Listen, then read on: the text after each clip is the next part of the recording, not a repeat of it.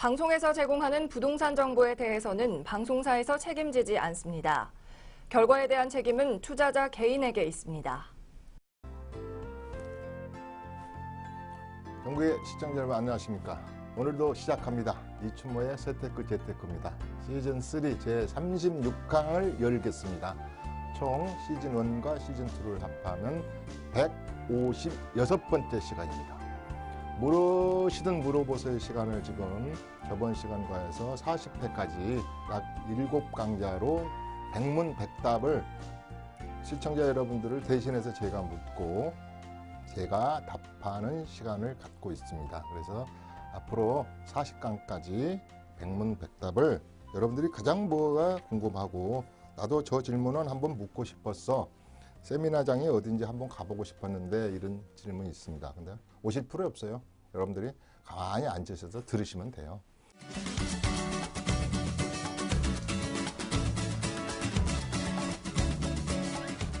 자, 백문백답 중에 이제 저번 시간에 35강에서 한 10개 했잖아요. 또 이제 11개 한번 해볼까요?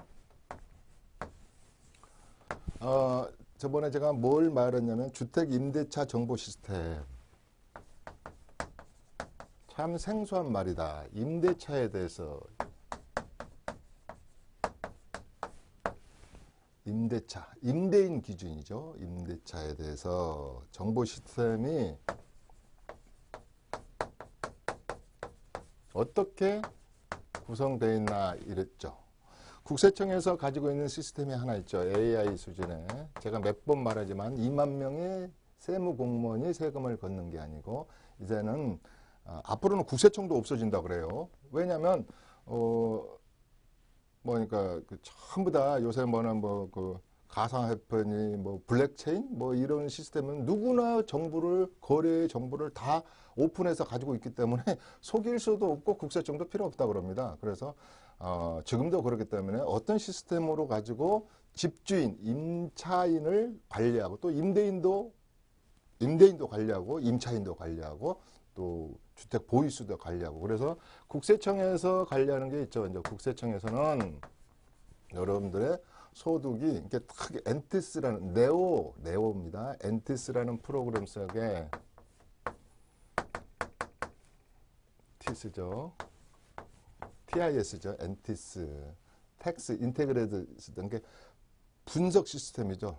융합형 분석 시스템 이렇게 해서 이 속에 이제 여러 가지 또 이제 우리가 FIU 그래가지고 금융을 분석하는 정보원도 있고 그다음에 소득과 지출을 보는 PCI 시스템도 있고 여러분들이 은행에서 현금으로 캐시로 커런시 자금이죠. 또 의심스러운 자금이랄지 이런 것을 특히 1,000만 원 이상을 자꾸 빼면 자동으로 금감원에 보고가 되어 있어요. 내가 시스템이나 어디 국민은행에서 1,000만 원을 5만 원권을 딱 뺐다. 1,000만 원을 과거에는 2,000만 원인데 자동 보고야. 자동 보고. 왜? 현금으로 돈을 입금시키거나 현금으로 돈을 빼면 거래가 딱 끊겨버리잖아요. 이 쭉 돈은 꼬리가 있어서 쭉 꼬리만 있다면은 이 돈이 이렇게 갔고 이 돈이 이렇게 됐고 이 돈이 이렇게 상속됐고 이 돈이 이렇게 해서 증여됐구만. 이 돈이 이렇게 계약금 걸었고 이 돈이 이렇게 해서 잔금을 치렀구만. 이건데 현금으로 갔다가 딱 하면 내가 국세청장이라도 이거 봐라. 분양권 하나 샀는데 이거 다운계약서를 써가지고 이거 프리미엄 1억인데 5천만 원 쓰고 5천만 원을 현금으로 주나 보네. 또 응? 이분이 어르신이 5천만 원을 탁 뺐네 현금으로. 그런데 1,000만 원씩 찌금찌금 빼가지고 다 모으는 거야. 그래가지고 없어져 버렸네. 그게 흔히 말해서 1년 내내 2억 그 다음에 2년에 5억 그런 말도 있잖아요. 그래서 이거 없어져 버리면 이건 간주 이거 간주 상속으로 의제해버릴 거야. 의제상속 이런 것도 있고 그렇기 때문에 현금이 끊어져 버리는 고리를 찾고자 하는 겁니다. 그러니까 엔티스 프로그램도 1억 5천 개의 DB를 5,200만 또 해외에서 송금하는 것도 이렇게까지 하면 더 될 수도 있겠죠. 이런 자료를 가지고 하는데 이번에 원래 이제 10월부터 한다 그랬는데 내년부터는 올해부터 가동되겠죠. 그래서 주택 가지고 렌탈하우스죠. 주택 가지고 임대를 하는 정보를 분석한다 시스템을 할 RHMS 요렇습니다. 그래서 요것을 전번 시간에도 좀 했지만 제가 그러면 이걸 어떤 구도로 되어 있습니까 하고 제가 이제 질의를 내 가지고 쭉 국토부 산하, 그다음에 행안부, 국세청 이렇게 어떻게 삼형제가 연계해서 구축 구동을 하고 있나 이렇게 봤을 때 1번은 계약자 정보,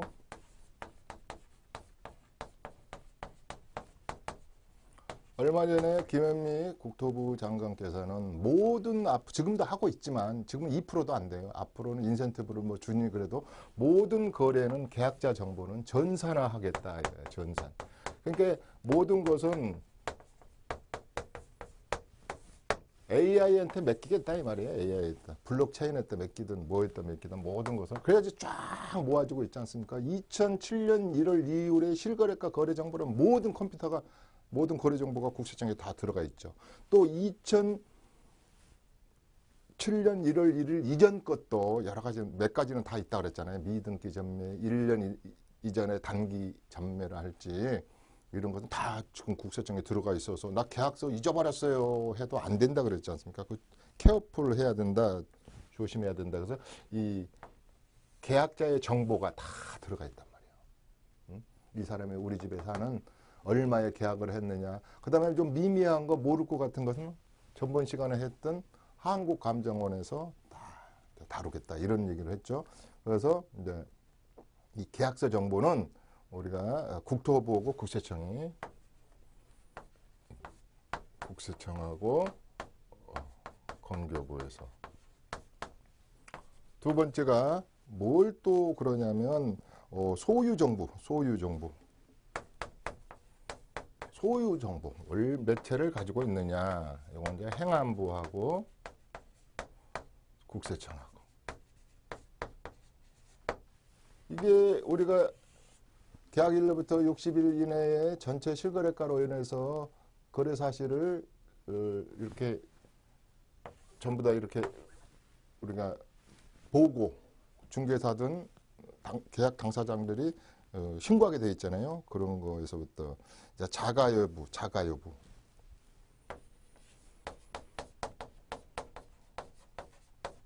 이제 행안부에서 하겠죠. 근데 이걸 제가 이런 얘기를 했어요. 전 한 700만 가구를 민간 임대시장이 쓰는데 약 25% 정도는 이게 공부상 나타나가지고 제대로 관리가 되고 있는데 나머지 75%는 그동안에 집을 가지고 월세를 얼마 받는지 전세를 얼마 받은지 간주 임대를 뭐 하는지 그다음에 특히 주택임대사업자에서 표준계약서를 안 써도 유야무야로 넘어갔어요. 그냥 정부도 또 일이 복잡하고 대책 나올 때마다 은행도 마비 그다음에 국토부 여기 다루는 담당자들도 머리가 지끈지끈 아프고 국세청은 또 세법이 얼마나 바뀝니까? 그러니까 유야무야로 내려갔는데 이제 정부에서 정신을 딱 좀 차리고 자가 여부를 이렇게 전산에 다 나오잖아요. 이제 다 우리가 건축대장, 건축관리대장, 건축대장에도 보면은 딱 나와 있기도 하고 행안부에 보면은 다 이제 국토부에도 나와 있다 이 말이에요. 그 다음에 이제 가격 정보. 가격하면 어디가 관계되겠어요? 가격. 공시가격이랄지 기준시가랄지 공시된 가격은 건교부죠. 건교부 이렇게. 가격 정보. 그 다음에 다섯 번째가 공실 여부. 이런 식으로 5개로 쫙 나눠가지고 난 지금 특히 요새 지금 도시형 생활주택이나 오피스텔 전세 안 나갑니다. 월세도 잘 안 나가고. 근데 공실인데 어떡할 것이냐. 그래 뭐 3개월은 봐줄게 뭐 이런 거에서부터 뭐 공실 여부 있잖아요. 주택임대 사업자로 묶을 때 그러면 공실 여부 이런 것을 체킹을 해야 되겠잖아요. 어떤 집은 6개월, 7개월 공실이 있는 경우도 있죠. 근데 이걸 임대소득세를 거기다 내라 그러면 안 되겠죠. 그런 것을 쭉 구성 체계를 구성해가지고 확정일자랄지 우리 확정일자 받잖아요. 우리 동사무소에 가가지고 받는 거랄지 월세 세액 공제하는 거 정보 거의 70만 원까지 최대 받을 수 있잖아요. 세입자가. 그러니까 12달 전에 한 달은 세액공제 해준다 이런 말도 했죠. 제가. 그래서 세액공제 정보를 할지 건축물 에너지 정보. 이 집이 수도세가 수돗물이 얼마나 써요? 그 내가 옛날에 이랬잖아. 어떤 호텔이나 여관, 여인숙 같은 데가 여기서 손님 없어요. 불경기라. 그런데 무슨 소리예요? 이거 수돗물 쓰는 것은 몇 톤을 더 쓰고 막 이런 거 에너지 그러니까 전기 쓰는 거 뭐 이런 것을 다 관리를 한단 말이에요. 그래서 한국감정원에서 이제 이렇게 비교 평가할 수도 없고 이런 것은 주택의 유형별로 이게 다세대냐, 다가구냐, 도시형 생활주택이냐, 오피스텔이냐, 준주택 그런 걸 또 지역별로 창원에 있느냐, 저 부산에 지하실방이냐, 안동에 뭐 2층짜리냐, 어떻게 알아? 그 국세청에서 그다음 행안부에서 어떻게 알아? 그다음에 공교부에서 어떻게 알아? 그래서 한국감정에서 그 공부상의 임대 정보가 없는 경우, 공부상의 임대 정보가 없는 경우는 규모별 면적상 전세금 자료를 쭉 이용을 해가지고 앞으로 임대주택을 파악하겠다 이런 겁니다. 임대주택을. 그러니까 제가 뭐라 그랬냐면 지금 임대주 이런 게 73% 그러니까 505만 세대 정도 된다 그러네. 약 73%에서 75%를 앞으로 이제 파악하겠다. 그러니까 제가 뭐라 그랬느냐. 앞으로 이렇게 그동안에 내년부터 특히 이제 주택의 부분에서 2천만 이하도 이제 과세가 되고 이러기 때문에 그동안에 좀 소홀히 했던 분들이 소명 자료도 좀 만들고 꼼꼼히 따져서 그다음에 주택임대 사업자 하신 분들은 그 석정짜리 표준계약서를 되도록 작성해서 갱신, 재계약, 재임대, 연장 이런 것들을 확실히 해줘야 된다 그랬습니다. 그냥 올해까지는 유야무야 넘어갔지만 내년부터는 안 그런다. 누가 안 봐준다 그랬습니까? 이 녀석. 아버지도 안 봐주고 뇌물도 못 받고 깨끗한 녀석이죠. 법은 법대로 하는 이런 시스템이 점점 강화되겠다 이 말이에요. 앞으로 국세청도 없어질 수도 있다 그런 말도 했잖아요.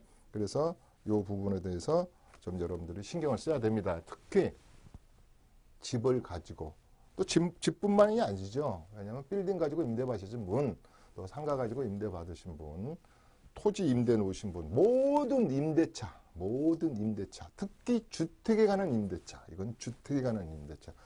다른 임대차랑 그래도 저 수면 위로 많이 떠올렸다 그랬지 않습니까? 세입자한테 뭐라 그래서 세금 계산서 끊어줘야 되니까. 그렇지만 그동안에 주택 임대 사업자, 주택으로 임대를 소득을 취한 자가 73%가 공부상에 떠오르지 않았다. 이분들을 좀 디테일하게 자세히 따져서 세금을 물리겠다, 과세하겠다 이런 뜻 아니겠습니까? 그다음에 저번 시간에 예고한 대로 12번째는 주택 청약 및 주택 공급에 관해서 자주 듣는 질문들을 국세청 주택기금과가 하도 전화 오고 마부가 되니까 이렇게 200장이 넘는 이런 걸로 쭉 해서 저는 이제 쭉 시간 날 때부터 이제 읽어봅니다. 이제 한번 이제 오늘 몇 가지만 한번 해보고 갈까요?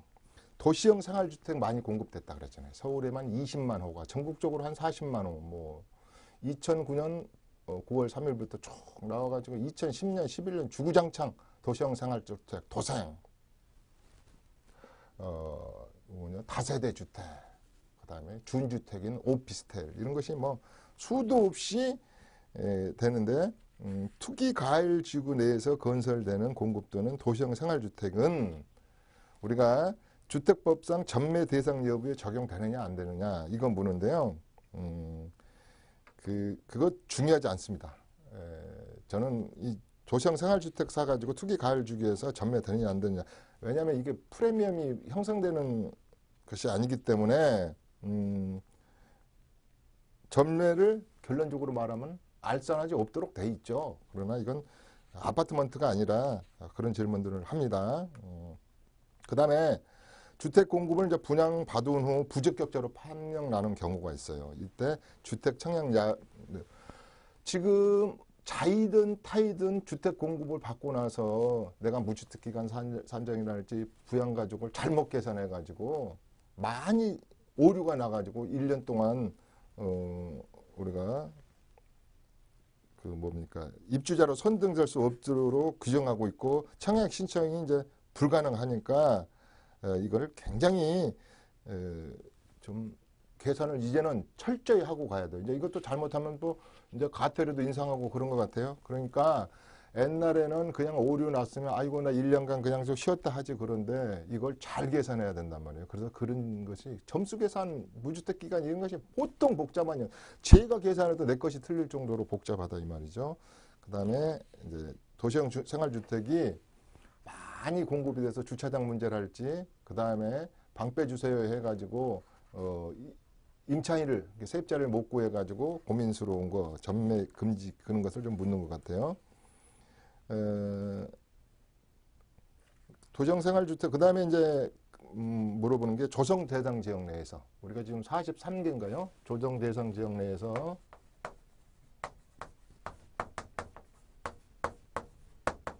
서울은 닭이죠. 서울은 곳에서 전매 행위 제한 기간을 이제 지정해 놨죠. 그래서 이것도 우리가 다음에 공공 분양을 해가지고 우리 신혼부부들이 우리 행복주택 아니죠 희망주택을 하나 받았으면은 최고 5년간 거주해라 8년간 전매 안 된다에서부터 3년짜리 6개월짜리 3년짜리 5년짜리 이런 전매 행위에 대해서 제한 기간을 많이 무는 것 같아요. 그것은 그 해당 지역 내에 그 현장에 따라서 다 틀리니까 그런 것은 그때그때 해야 되겠다 뭐 이렇게 생각하시면 되겠습니다. 그 다음에 많이 있습니다. 그래서 뭐 분양 부산 지역도 한번 생각을 해봐야죠. 되겠죠. 조정 대상 지역 내에 7개 지역이랄지 뭐 지금 기장이 이번에 많이 빠졌죠. 그래서 이제 전매 행위 요것이 제일 많은 것 같아요. 그래서 요거 하나 볼까요? 이게 결혼으로 인해 결혼으로 했답니다. 인해 새로운 세대를 구성할 경우 새로운 세대를 구성하겠죠. 결혼 전 세대주 또는 세대원으로 있을 때 공급받은 특별 공급은 결혼 후에 어떤 영향을 미치는지 당연히 미쳐야 되겠죠. 그래서 새로 결혼 다시 말하면 그 답변은 그걸 받을 수 있잖아요. 그러면 결혼 후 새로운 세대를 구성해야 하더라도 1세대 1주택에 따라서 추가 특별 공급은 불가능합니다. 그랬지. 아니 처녀 총각 때 줬는데 또 준다. 뭐 또 이런 질문도 있어요. 여기 뭐 어떤 전화가 와가지고 보이스피싱을 당해가지고 주택 청약 예금을 홀가당 털렸대요. 그러면 그거 경찰서에 신고해가지고 다시 찾았는데 그때부터 해약 처리 안 하고 인정해주냐? 해준대요. 그런 거에서부터 뭐 아주 많아요. 이건 답변을 안 읽겠습니다. 결혼을 해서 새로운 세대를 구성할 경우 그렇죠. 결혼 전 세대주 또는 세대원으로 당첨 후에 계약을 포기한 사람도 있대. 별별 일이 다 있을 거 아닙니까? 당첨이 됐어요. 포기했어요. 그럼 1순위 제한 당첨이 되느냐? 이런 거에 대해서 이것은 이렇게 되어 있네요.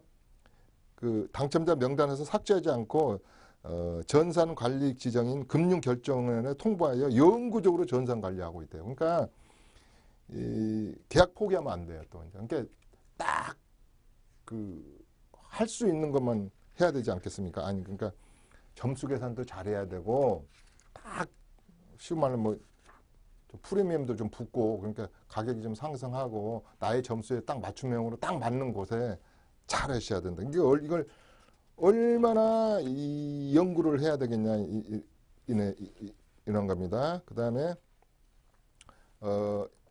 전매 제한 기간 내에 공동 명의는 취소할 수 있느냐 이런 거에서부터 뭐 요새 많이 그렇잖아요. 보세요. 이제 보면 남편이 50%를 아내에게 증여를 해요. 다 아빠 프로 세대주로 돼 있어가지고 청약은 됐죠. 올 초에 됐는가요? 개포 8단지는 벌써 40%에서 50%가 최초 계약자에서 배우자에게나 타인에게 증여돼 버린 경우가 많았잖아요. 이후 아내 이렇게 증여를 받았어 아내한테. 근데 또 아내의 지분 50%를 또 남편에게 거꾸로 증여하는 경우는 가능하지만 타인에게 그렇게 하는 것은 가능하지만 타인의 타인에게 부부 공동지분 일부를 전매하는 것은 분양권 전매. 그러니까 50% 못 팔아먹는다 이 말이에요.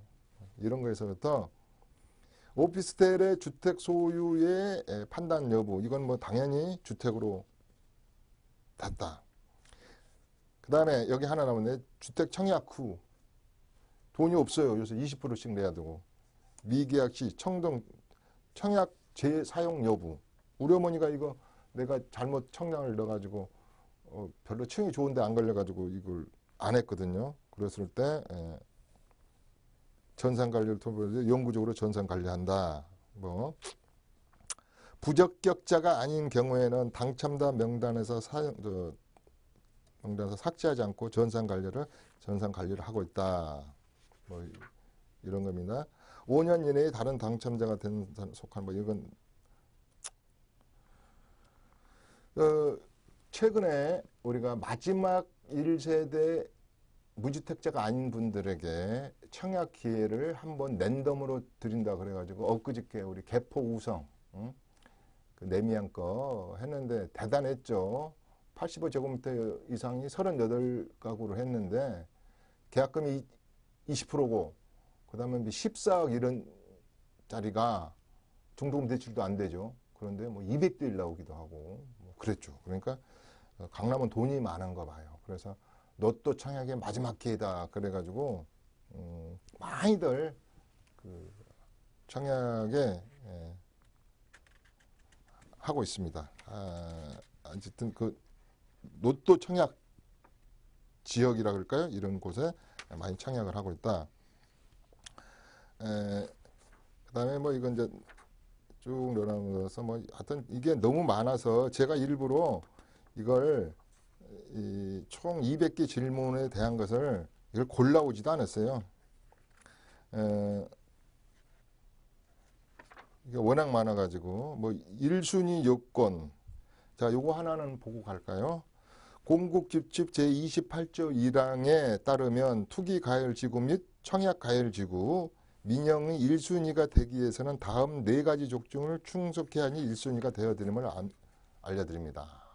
자, 다시 한번 할까요? 이게 이런 것은 중요하잖아요. 나 1순위가 내 거 통장이 1순위야 아니냐 이런 것도 저는 모르시잖아요. 자, 투기가열지구 및 청약가열지구 내에서 1순위가 되기 위한 조건은 4가지가 있대요. 1번이 3번에 이렇게 정할까요? 1순위 자격 조건 그럴까요? 어디서? 청약 우리 규제 지역이죠. 투기 가열 지역 그다음에 우리 저 조정 대상 지역 내에서 그러면 일단 세대주야 되는 거죠. 과거에는 우리 박근혜 대통령 시절은 필요가 없었죠. 일단은 세대주야 돼요. 자, 세대주. 자, 근데 여기서 하나 할까요? 실질적으로 신랑 각시가 이렇게 있는데 배우자고 있는데 아니 신랑 쪽은 남편 쪽은 청약 저기가 없어. 준비를 잘 안 해서 이거 술을 많이 마셔서 그런지 저기가 없어요. 청약 부금이 없어. 저축 예금 그러니까 통장이 없는 거예요. 종합 통장이 없는 거예요. 근데 신부가 이게 계속 이렇게 가지고 있었던 게 있거든요. 그러면 세대주를 바꿔라. 세대주 바꾸느냐 바꿀 수 있어 마음대로 바꿀 수 있어요. 세대주가 될 수도 있지. 뭐 여기서 호족도 바꾸는데 그래서 세대주여야 된다 이 말이에요. 그것도 많이 물어요. 그다음에 과거 5년 이내에 다른 주택에 당첨된 세대에 속하지 않을 거예요. 세대란 말이 있었어요. 이 세대를 구성하고 있으면서 배우자 및 세대원, 세대주까지 포함해가지고 5년 내에 다른 데서 60개월 이내에 다른 데서 청약 사실이 없어야 된다. 자, 이거 몰라가지고 뭔 소리요? 나는 한 번도 지금 청약해 본 적도 없고 청약 당첨된 사실도 없었고 오케이 통과지. 뭔 소리요? 나가 세도지요. 그래도 그럼 통과죠. 2개 통과됐네요. 그 다음에 이제 1세대 2주택이냐 이런 건 여기서 바뀐 거니까 1세대 1주택이냐 무주택이냐 1세대 무주택은 내가 뭐라 그랬어요? 3번까지 추천 기회가 있다 그랬잖아요. 무주택끼리 50% 더 준 거 1세대 1주택까지 그래가지고 이렇게 당첨 기회가 있다. 그래서 주주택이냐 1세대 2주택이냐 2주택을 소유하면 자격이 없어요. 그러니까 내 집이 2개다. 그러면 2주택이란 게 뭐냐? 2주택이란 게 뭐냐? 오피스텔 주거용으로 쓰는 거, 도시형 생활주택 하나 산 거, 하여튼 주택의 실질 과세 원칙에 따라서도 그렇지만 실질적으로 주택으로 쓰는 거 주택 있느냐 없느냐 이거 전산에 다 나와 있으니까. 그 다음에 옛날에는 12개월이 있는데 이제 24개월은 지나라. 2년 이상 종합통장, 저축, 부금 이런 거 가진 거. 이렇게. 근데 제일 중요한 게 이거 같아요. 이거. 3번. 이거 너 집 없어. 5년간 한 적도 없어. 당연히 이건 내가 그랬죠. 17년 이상 됐고, 그 다음에 이제 여기서 이렇게 점수를 해가지고 제일 중요한 것은 부양가족수에서 당락이 결정된다. 그랬기 때문에 하여튼 이건 이 쉬운 것도 모르는 분들이 있어서 이렇게 있으면 제가 이제 요 말은 한번 하고 갔네요. 요거 플러스 1순위 요건 해주고 가야 되겠다. 이렇게 순위를 한번 정해 보겠습니다. 1번 제일 좋은 거 옛날에 영수증 통장 오리지널 무주택자 한 번도 집을 가져보지 못한 무주택자 점수 84점 중에서 거의 70점에 육박한 사람 부양가족도 내 포함 미포함 6명 이상. 그 다음에 내가 뭐라 그랬어요. 이거 이제 장인 장모 옮겨놔도 장인 장모가 집이 있으면 점수에 가산 안 한다 해서부터 인원수, 무주택 기간, 그 다음에 15년, 무주택 15년 이상, 청약 가입한 지 15년 이상, 그럼 무조건 만점이에요. 그 다음에 나머지가 32점이, 그렇죠? 35점이, 1인당 5점. 무조건 기본 점수 5점은 주니까 5점. 이거 2당 그러면 안 된다 그랬잖아요. 이상하잖아요. 그래서 5점씩. 여기서 결정난다. 부양가족에서. 이렇게 했습니다. 그래서 요게 1순위. 그 다음에 2순위, 그나마 1주택자. 이분들이 제일 분양이, 하여튼 고민이 제일 많다 그래서 딱 주택이 하나예요. 근데 갈아타고 싶어. 물론 여기 무주택자도 뭐 문제가 많았잖아요. 신혼부부들이 그동안에 소급 적용해서 집을 가졌던 분들은 뭐 무주택자로 인정 안 할 거야. 분양권, 입주권을 가지면은 그때부터 주택을 소유한 걸로 무주택 기간을 산입하는 것을 배제할 거야에서부터 1세대 1주택 갈아타야 되겠다. 우리 집이 낡고 나는 통장을 하나 갈아타려고 해놓는다. 이거.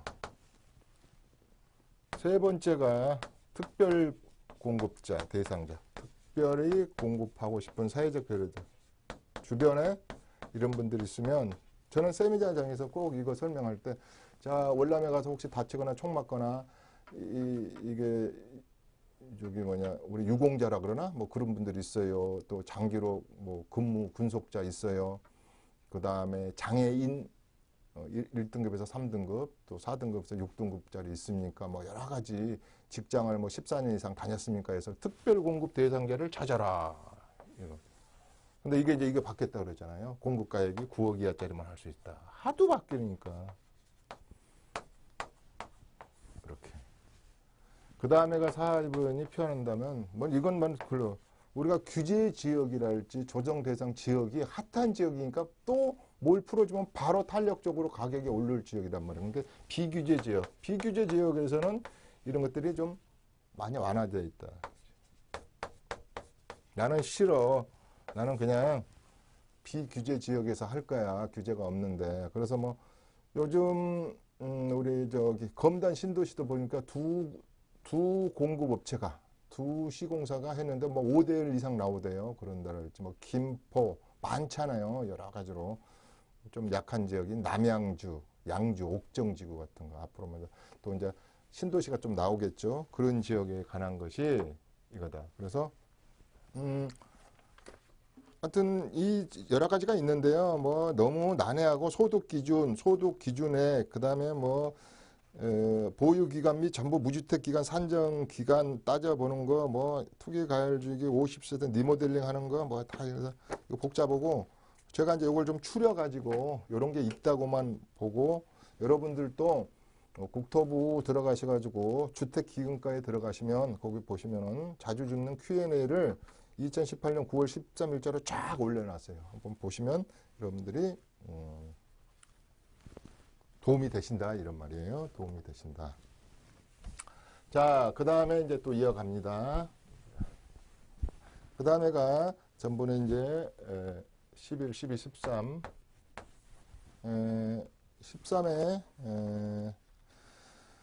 항상 세술은 뭐 세부대에 담아라든가 뭐 아무튼 그래서 마지막에 나오는 정대책에 대해서 관심을 가질 수밖에 없거든요. 그래서 그게 제일 언제 나온 거예요? 마지막에 나온 거 2019년 9월 13일. 9월 13일. 주택임대사업자에 대한 변경 내용을 많이 물어요. 그러니까 주택 가액 기준이 추가됐다더라, 장특세가 어땠다더라, 100% 감면이 어땠다더라, 1주택자 이상자들은 앞으로 종부세를 부과한다더라. 그 다음에 구간을 종부세 구간을 3억에서 뭐 6억짜리를 하나 뭐 신설했다더라. 뭐 이래서 이 세금에 관해서 9.13을 기준으로 한 것하고 또 이제 이미 이제 이건 최근 거니까 그전 것은 4.11도 지나가 버렸어. 파리 대책도 지나가 놨어. 전번에 말했는데도 2018년 1월 1일도 지나가 버려서 이제 이때부터는 무조건 분양권은 55%를 과세하고 있어. 조정 대상 지역 내에서는 뭐 이런 거에서부터 쭉 이제 많이 물어요. 오늘 백문백답이니까 이런 것은 또 10번째, 9번째 대책이 나올 거고 많은 시간이 있으니까 케이스별로 이렇게 헷갈리지 않게 한다 이 말이에요. 내가 전번에 이 시간 전에 이 표를 하나 만들어 줬더라도 이거 더 헷갈릴까 봐 안 하는 거거든요. 이거 이렇게 해드린 적 있잖아요. 그래서 그건 놔두더라도 큰 틀만 이렇다 이 말이에요. 그 다음에가 이제 14, 15, 16, 17, 18, 19, 20 이렇게 제가 저번 시간에 제가 시청자 여러분들을 대신해서 제가 이제 물었어요. 그걸 이제 그냥 답하는 시간이 된다고 그러지 않습니까? 거기에 이제 뭐 해외 부동산에 대해서도 물었고 쭉 물었는데 아무래도 그 다음에 많이 묻는 분들이 요새 상속세보다 증여세에 대해서 많이 물어요. 증여 관련.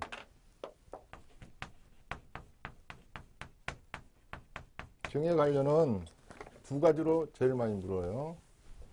1번이 그래도 내 사랑하는 배우자 증여. 그 다음에 존비속세에서 비속에게 부모님에게 존속에게 별로 그렇게 증여하는 것은 별로 못 봤어요. 한두 건 봤나 봐요. 이걸 가장 많이 봅니다. 상증법. 왜 그러냐면 제가 말했듯이 그 집안의 재산이 한 20억 정도 되시는 분들이 자녀가 2명 이상 있으면 안 싸우는 집안은 별로 못 봤기 때문에 이제는 먼저 요거에 이렇게 먼저 이렇게 증여를 왜 그렇게 증여를 작년에만 하더라도 재작년에 3배가 늘었느냐. 강남을 보면 서초구가 3배가 늘었고 거의 강남구도 3배가 늘고 이렇게 증여가 많이 나느냐. 1번이 가만히 보면은 증여보다 1번은 사전 증여죠. 이제 사전. 요 죽었을 때 사자가 아니고 그러니까 세금이 많이 나오기 전에 1세대, 2주택, 3주택 중과세율을 배제하기 위해서 분산하고 쪼개라 하니까 양도소득세랄지 보유세랄지 이런 것을 또 아까 의료보험이랄지 이런 것이 많이 나올 것 같으니까 일단은 그런 차원에서 일이 나기 전에 세금이 많이 나오기 전에 많이 이렇게 배우자 증여하고 비속 증여를 합니다. 두 번째는 가장 많이 하는 것 중에 하나가 양도세를 절세하기 위한 거예요. 10년의 세월은 짧다. 여러분 이제 이게 양도세 기술이 숨어 있잖아요. 세 번째가 상속 분쟁을 피하기 위해서요. 왜 이렇게 증여를 많이 할까? 강남 사람들은 많이 가졌으니까 증여해줄 물건이랄지 돈이 많으니까 이런가 보다. 그런데 사전에 세금을 절세하기 위해서 양도세를 좀 덜 내보기 위해서 보유세를 덜 내기 위해서 상속 분쟁을 미리 해결하기 위해서 이렇게 많이 한다 이 말이에요. 이렇게. 그래서 이건 기술이고 그 집안의 가문의 세금이고 가문의 전쟁이기 때문에 이거 사전에 하여튼 배우자 증여를 많이 좀 해버리자. 배우자 공제도 있고 여러 가지. 그 다음에 이제 상증법 중에서 상속, 이완의 일이 저질러졌어요. 꼭 쥐고 있다가 이제는 상속이라는 것은 증여는 내가 증여하고 3개월 내에 취소하고 그래서 상속세가 증여했어요. 크게 다른 점이 뭐라 그랬어요? 상속세는 취소가 안 된다. 피상속인이 망자가 부활하기 전에는 취소가 안 된다. 이미 이제 엎질러진 물이에요.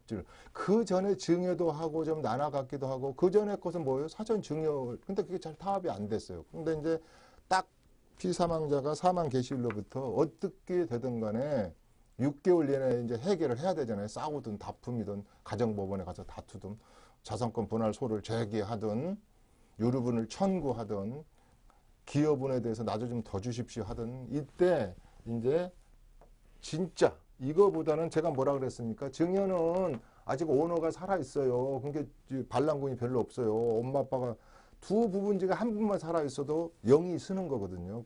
너 그러면 안 돼. 누가 번 저세인데 너희 아빠가 벌어놓은 돈인데 돌아가셨다고 해서 근데 엄마 아버지가 양부모가 돌아갔었을 때는 이제 반란군들이 반란을 일으키는 거예요. 이제 쪼개지는 일밖에 없어. 재산을 쪼개서 가지면 좋은데 재산도 쪼개지고 전부 다 형제 집안으로 패밀리가 그냥 박살이 나는 거예요. 이런 말 하면 안 되는데. 이랬을 때 이제 이거 한번 생각해 봅시다. 이미 이제 상속 개시가 됐어요. 이랬을 때 이때 이왕이면 재테크보다는 세테크네요. 뭐 재테크도 숨어 있죠.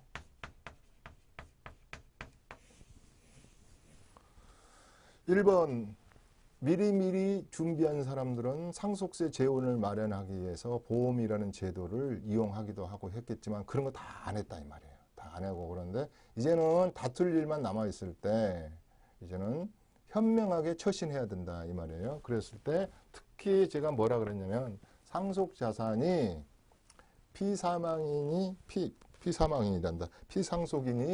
남긴 재산이 한 30억이 넘으면 TF를 지방국세청에서 바로 좀 작성해서 디테일하게 본다. 그 다음에 정부 부가 결정 중이다. 이런 말까지 다 했습니다. 그랬을 때 이제 잘 해야 되겠죠. 이제 그러니까 제일 이게 안타까운 게 상속이 되고 나서 수습을 하려고 그러면 세테크 플래닝을 짠다는 건 불가능하잖아요. 불가능해.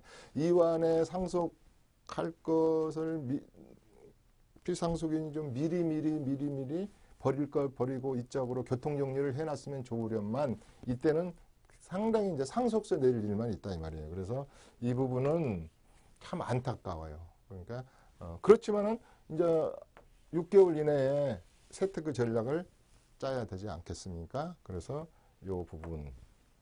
그다음에 최근에 이제 전번에 제가 뭘 하고 있냐면 전번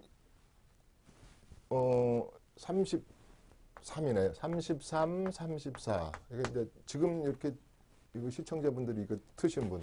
그다음에 35, 36, 37, 38, 39, 40.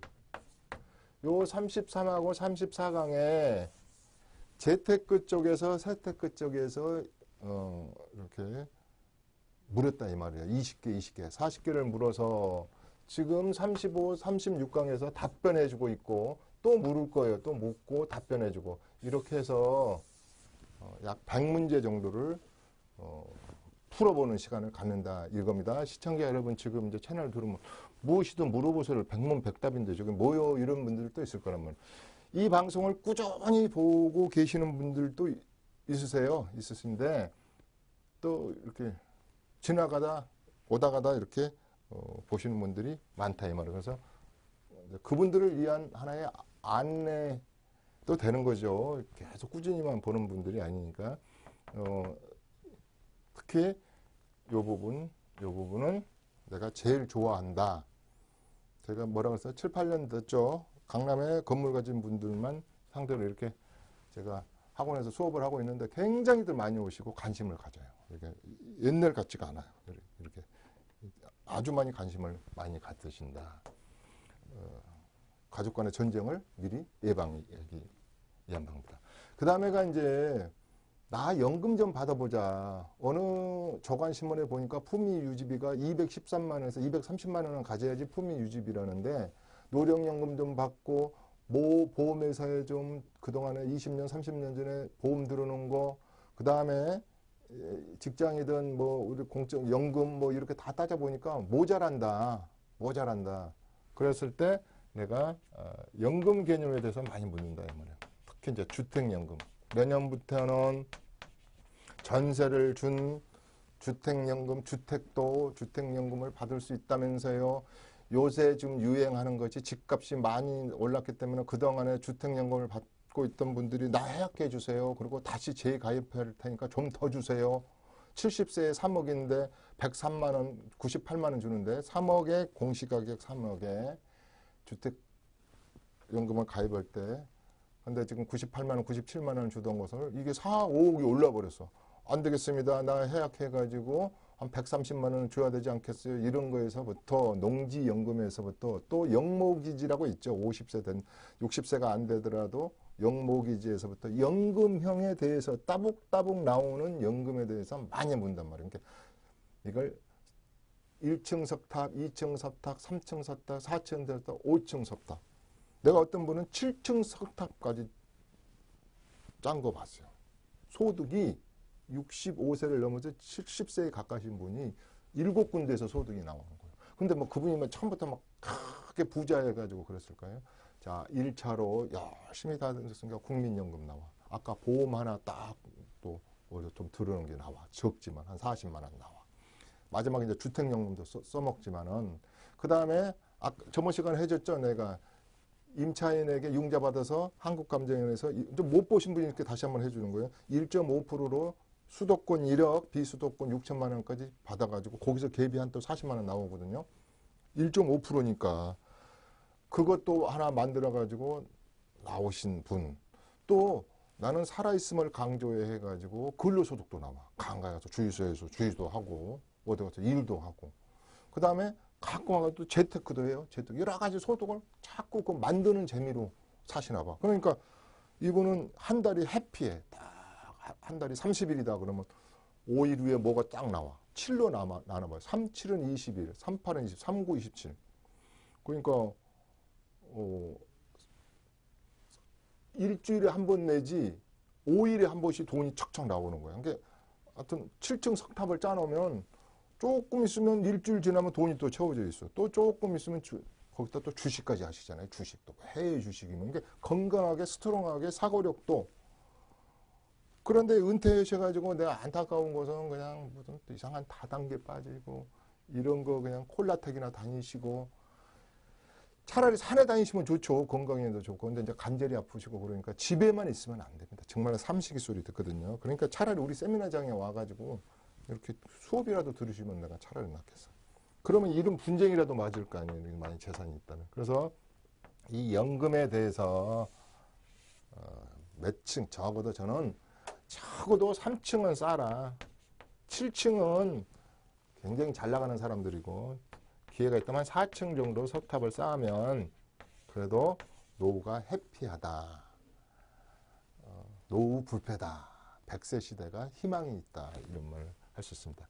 그 다음에 17번은 뭔 얘기를 했었냐면 이건 좀 빨리빨리 나가겠습니다. 3, 4분 남았나는데 지금 전번에 40개를 내가 좀 더 이렇게 보강해가지고 해주고 있거든요. 그 다음에 해외부동산 그 다음에 우리가 제목만 보더라도 또 뭐냐면 멀티 해비테이션 내가 한 달 살이라 할지 어디를 시골에 뭘 하나 사놓고 싶다. 자연인을 닮아가고 싶다. 뭐 이래가지고 이런 것 좀 많이 물어보는 거. 그 다음에 이제 자금 출처에 관한 거 이거 참 많이 물어봅니다. 증여로 봐주지 않고 증여로 간주하지 않고 그것은 정당한 자금 출처를 인정할게. 플러스 우리 조정 대상 지역 내에서 3억 이상 집 살 때 자금을 어디서 조달하겠습니까? 그 다음에 이건 증여로 해준 것이 좀 증여 같은데요. 이런 거에서부터 요것을 굉장히 스트레스를 많이 받으세요. 당연히 스트레스를 받아야 됩니다. 왜? 이 관리를 누가 합니까? 아까 AI 수준의 엔티스 프로그램 속에 들어있으니까 잘해야 되겠죠. 돈의 흐름은 끊길 수가 없는 거니까. 그래서 이걸 가장 겁을 많이 먹으시고, 이게 또 전번에 그랬죠. 이번에 4월 달에, 올해 4월 달에 자금 출처에 대한 배제 기준이 확 그냥 줄어들었잖아요. 그러니까 강화됐다고 봐야 되죠. 40세가 4억짜리 집 하나 사면은 80%만 증명해 그랬던 것을 3억으로 확 줄여버리고, 세대주가 30세인데 주택에 관한 겁니다. 주택에 관해서 2억을 해준 것을 1억 5천 이상이 넘으면 이거 다시 좀 봐야 되겠는데. 그리고도 그런 기준이 있지만, 모든 것이 기준이 있지만 우리가 좀 의심스러운 것이 있다 그러면 그 기준은 무시하는 겁니다. 딱 또 그 기준에 맞는 거. 그 다음에 또 뭐라 그랬냐면 돈거래 얘기했습니다. 돈거래. 우리 가족 간의 돈거래. 요거 많이 이렇게 묶어가지고 가족 간의 돈거래, 이거 자금 출처에 관한 거, 요것을 많이, 그 다음에 이제 여기까지 신탁, 실명제. 아직도 부동산이랄지 주식이랄지 이런 것을 본인 앞으로 하지 않고 본인 앞으로 양도소득세랄지 이런 것 때문에 본인 앞으로 못 돌리고 있는 분이 있어요. 또 특히 증여 상속 받아가지고 상속 분쟁이 안 끝나가지고 아직 상속 재산이 이전되지 않는 것도 많은 것이에요. 그래서 이런 얘기를 많이 묻는 거예요. 그래서 쭉 오늘도 20개를 묻고 답해서 1번 답을 한 겁니다. 그러면 다음 시간에도 좀 더 질문을 더 보강시켜가지고 여기서 좀 더 자세히 또 더 살을 붙이고 오늘 못한 거. 왜 이렇게 하냐면 한 개를 집중적으로 할 수도 있습니다. 주택임대사업자에서 고민이 모여서 해서 계속 하면은 거기에 관계없는 시청자분은 채널 돌릴 거 아닙니까?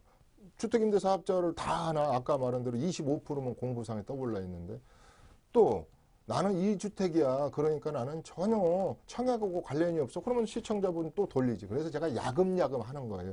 전체 판을 5,200만 시청자분들의 세특허, 재특허에 가려운 데를 긁어줘야 되기 때문에 한 곳을 집중 못해. 만약에 어느 반이다, 단가 반이다. 여기 전부 다 지금 95%가 무주택자고 이번에 청약할 거죠. 3기 신도시에 아니면은 어디에 청약할 거죠. 그러면 그 청약에 관한 것만 집중적으로 하면 되는 거예요. 그런다. 그렇지를 못하잖아요. 어떤 분은 나는 상속해줄 자산 한 푼도 없어. 나 증여 무슨 말이야. 나 증여 1원이라도 받아봤으면. 그러면 속상하잖아요. 그래서 이걸 아울러서 하는 겁니다. 아울러서. 그러다 보면 내가 재특허 하고 싶은 생각도 들고, 아, 내가 재특허를 잘못했구나. 저 부분은 내가 굉장히 너무 가볍게 생각했네.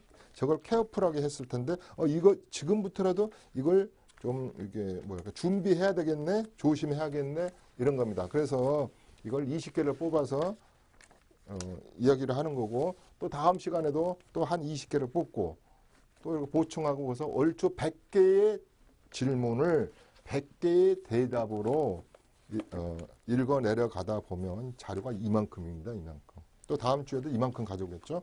이걸 가져오다 보면 하다 보면 여러분들이 좀 재테크를 덜 실패하고 여러분들이 재산을 늘리는데 도움이 되리라 생각이 됩니다.